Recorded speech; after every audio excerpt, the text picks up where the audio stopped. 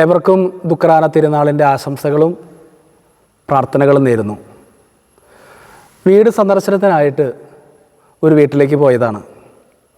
വീട്ടിൽ അപ്പനും അമ്മയ്ക്കും ഒരു കുഞ്ഞു മോളുണ്ട്.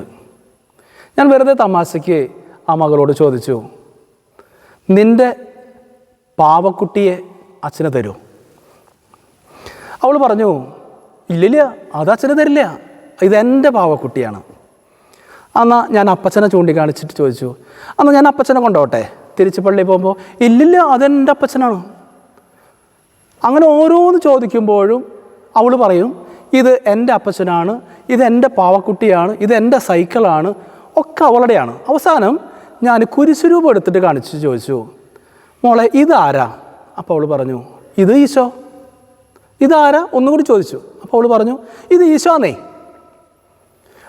അപ്പം ഞാനവൾ പറഞ്ഞു, ബാക്കിയൊക്കെ എൻ്റെ അപ്പച്ചൻ, എൻ്റെ കളിപ്പാട്ടം, എൻ്റെ സൈക്കിള്, എൻ്റെ പാവക്കുട്ടി, ഇത് കാണിക്കുമ്പോൾ നീയെ വെറുതെ ഈശോ എന്ന് പറയരുത്, ഇത് എൻ്റെ ഈശോ എന്ന് പറയണം.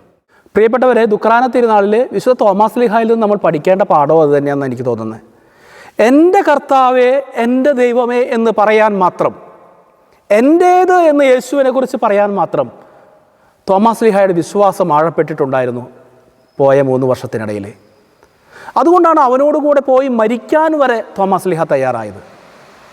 എല്ലാവർക്കും ദുഃഖറാന തിരുനാളിൻ്റെ ആശംസകൾ നേരുന്നതോടൊപ്പം ഈശോയെ എൻ്റേതെന്ന് സ്വന്തമായി സ്വീകരിക്കാൻ ഈ ദിവസം നമുക്ക് ആത്മാർത്ഥമായി പരിശ്രമിക്കുകയും പ്രാർത്ഥിക്കുകയും ചെയ്യാം. ദൈവം അനുഗ്രഹിക്കട്ടെ.